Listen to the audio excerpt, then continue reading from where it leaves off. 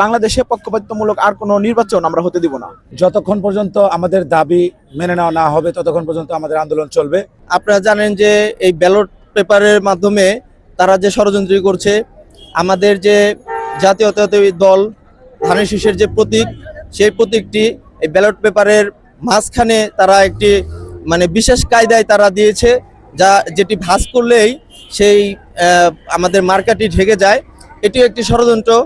এছাড়াও বিভিন্ন ধরনের ষড়যন্ত্র হচ্ছে।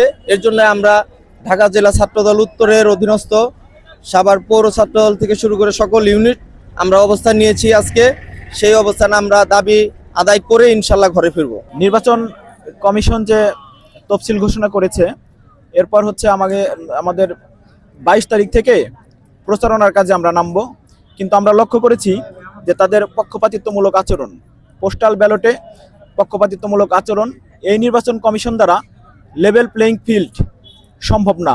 পাশাপাশি তারা যদি একপক্ষীয় নির্বাচন করতে চায়, এই বাংলাদেশের মাটিতে ছাত্র সমাজ, বাংলাদেশ জাতীয়তাবাদী দল, যে দলটা 17 বছর ভোটের অধিকারের জন্য, গণতন্ত্র পুনরুদ্ধারের জন্য আন্দোলন করেছে, বাংলাদেশে পক্ষপাতিত্বমূলক আর কোনো নির্বাচন আমরা হতে দিব না।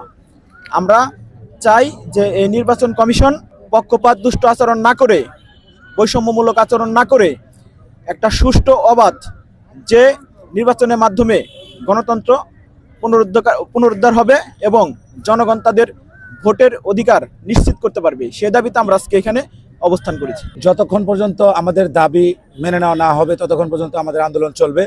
আমাদের বাংলাদেশ জাতীয়তাবাদী ছাত্রদল কেন্দ্রীয় সংসদের নির্দেশনা অনুযায়ী পোস্টাল ব্যালট সংক্রান্ত বিষয়ে নির্বাচন কমিশনের পক্ষপাত দুষ্ট ও প্রশ্নবিদ্ধ সিদ্ধান্ত, যা নির্বাচন প্রক্রিয়ার নিরপেক্ষতা নিয়ে গুরুতর সংশয় সৃষ্টি করেছে।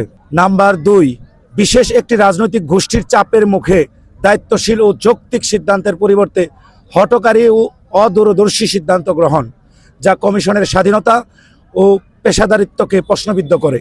নাম্বার 3, বিশেষ রাজনৈতিক দলের প্রত্যক্ষ প্রভাব ও হস্তক্ষেপ, শাহজালাল বিজ্ঞান ও প্রযুক্তি বিশ্ববিদ্যালয় কেন্দ্রীয় ছাত্র সংসদ নির্বাচন বিষয়ে নির্বাচন কমিশনের 3 বার নজিরবিহীন ও বিতর্কিত প্রজ্ঞাপন জারি, যা বিশ্ববিদ্যালয়ের গণতান্ত্রিক চর্চার জন্য অশনি সংকেত। উক্ত 3 দাবির প্রেক্ষিতে বাংলাদেশ জাতীয়তাবাদী ছাত্রদল আয়োজিত নির্বাচন কমিশন ঘেরাও কর্মসূচিতে আমরা অবস্থান কর্মসূচিতে রয়েছি, ঢাকা জেলা উত্তর ছাত্রদল।